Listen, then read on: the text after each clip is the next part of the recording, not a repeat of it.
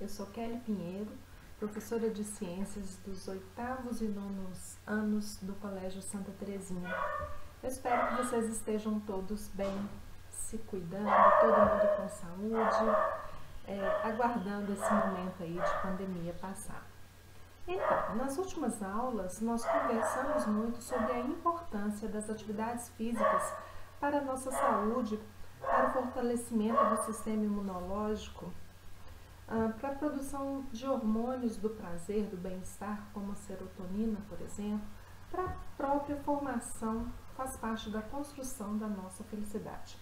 Então, já que as atividades físicas são tão importantes para a nossa saúde, hoje nós vamos conversar sobre como que é as características, o funcionamento do nosso sistema muscular, mais especificamente o estriado esquelético, que é aquele responsável pela movimentação do nosso esqueleto. Muito bem, essa foto está desfocada de propósito porque não há necessidade que vocês saibam o nome dos músculos. Então, em geral, na imagem a gente está vendo a musculatura estriada esquelética da parte de frente do corpo e da parte posterior, que é a parte das costas.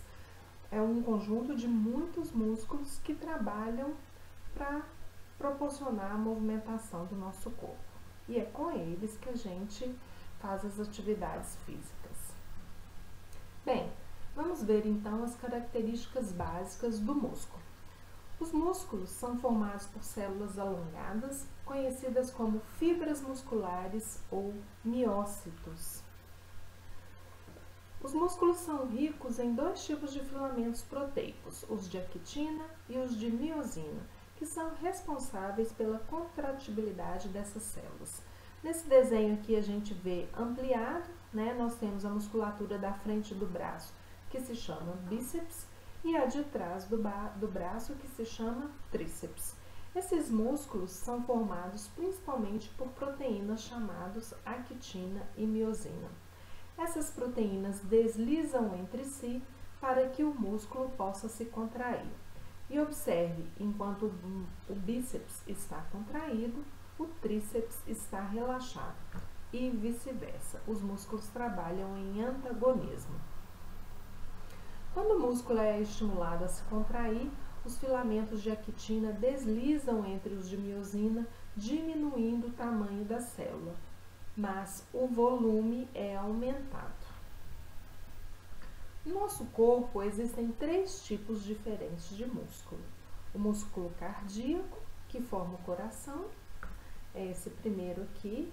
Há uma intercomunicação entre as fibras musculares, porque existe uma sincronização do batimento cardíaco para que todas as células possam se contrair simultaneamente. Esse músculo que nós estamos trabalhando hoje é um músculo estriado cardíaco, formado por células alongadas. Estriadas são essas linhas aqui, que quer dizer estriados, e são células também polinucleadas. E os músculos lisos, eles têm contração involuntária, eles formam as nossas vísceras, que são os nossos órgãos, por exemplo, estômago, intestino delgado, intestino grosso. A gente não precisa pensar para que esses músculos se contraiam. Eles têm um controle neurológico automático, vão fazer a nossa digestão, os movimentos peristálticos, etc. Muito bem, todo mundo já deve ter observado que quando a gente fica um tempo com a perna engessada, a gente tem uma atrofia muscular. Observe essa perna dessa pessoa que ficou um tempo engessada, como que ficou bem mais fininha do que a perna da pessoa que não foi imobilizada. Porque se a gente não usa o músculo, ele atrofia, ou seja, ele diminui de volume. E o contrário a gente consegue quando a gente usa bastante, puxando peso, a gente consegue uma hipertrofia muscular.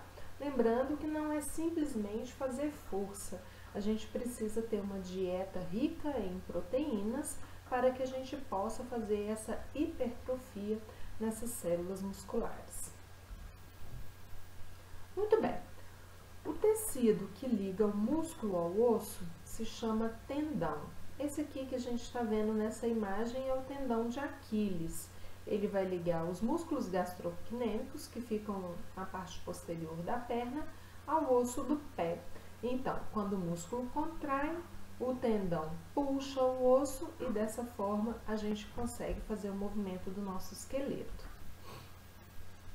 Os músculos, eles são contráteis e elásticos. Então, o músculo contraído, ele vai ter maior volume e menor comprimento, e o músculo relaxado, ele diminui o volume e ele se alonga. Por isso que a gente fala que eles são elásticos. E lembrando que os exercícios físicos de alongamento, eles são muito importantes para o nosso corpo, para que não fiquemos encurtados, atrapalhando os nossos movimentos. Os músculos trabalham em antagonismo. Isso quer dizer que quando um músculo se contrai, o outro relaxa. Então, quando o bíceps contrai, o braço é puxado para cima, o tríceps relaxa. Na hora que o tríceps vai contrair, puxando o braço para baixo, o bíceps relaxa. Ou seja, em antagonismo, que é o trabalho muscular. Bem, mas como que esse músculo vai contrair? Como que isso funciona?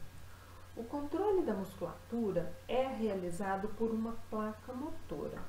A placa motora é a região em que uma terminação nervosa chega até a célula muscular.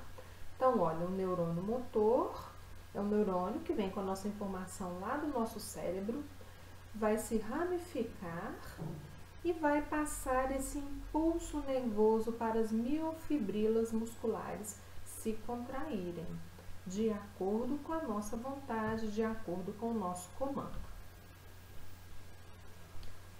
Às vezes, nós fazemos um movimento chamado de ato reflexo involuntário.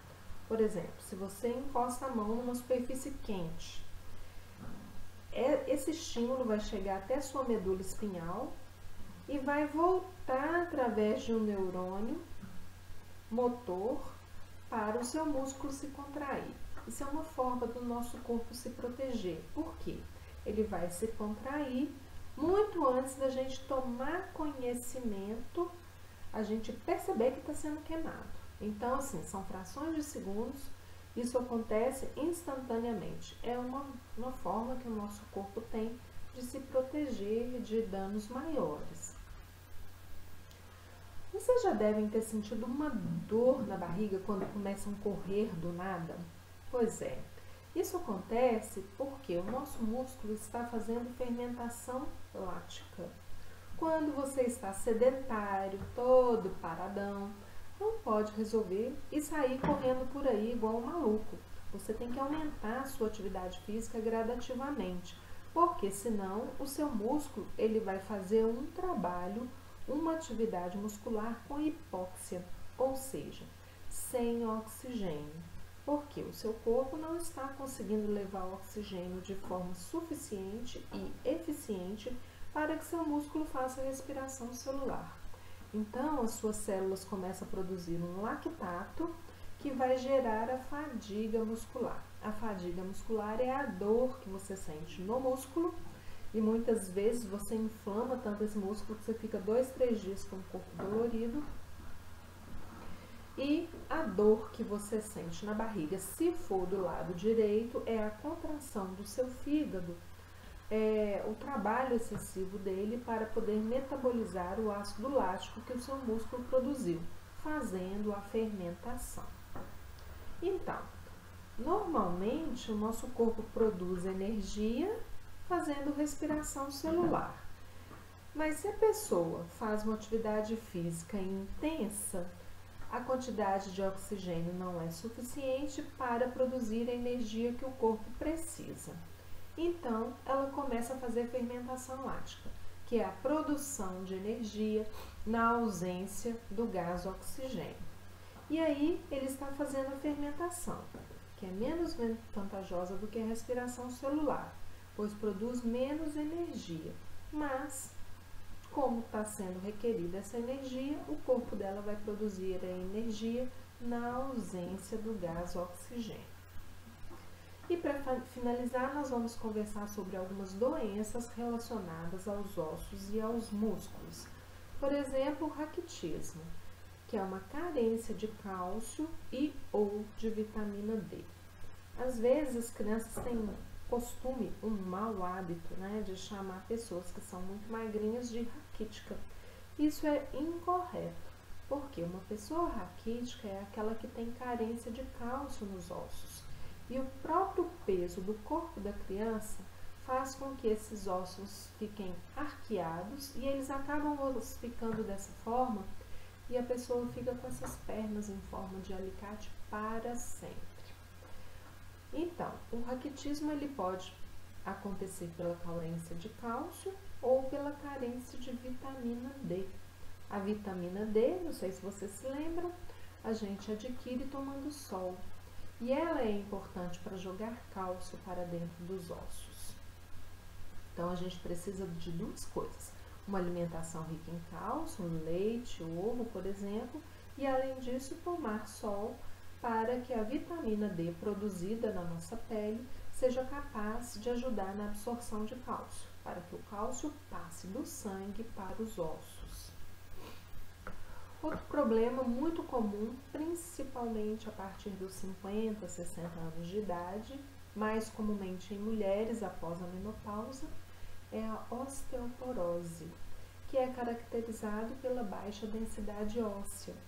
Um osso normal, ele tem essas trabéculas ósseas com orifícios. Um osso com osteoporose, com uma perda exagerada de cálcio, ele fica com muitos buracos e dessa forma ele fica muito quebradiço. É muito comum pessoas idosas caírem porque tiveram uma fratura na cabeça do fêmur. A LER, lesão de esforços repetitivos. A pessoa que fica muito tempo no computador, por exemplo, em jogos de tiro, né, que faz muitos movimentos por segundo, ou pessoas mesmo que ficam trabalhando no computador, digitando, elas podem desenvolver essa lesão nessa musculatura, nesses tendões da região do pulso. Então, joguinhos eletrônicos com movimentos repetitivos, nós precisamos limitar o tempo. Não podemos ficar o dia inteiro fazendo o mesmo movimento, porque a gente vai gerar uma inflamação nessa região do pulso. Espero que tenham entendido, que tenham gostado da aula. Então, vocês vão voltar o vídeo e vão fazer um resumo no caderno de ciências sobre os músculos estriado esquelético. Qualquer dúvida, escrevam para mim que eu estarei à disposição. Um grande abraço e até a próxima aula. Bye, bye!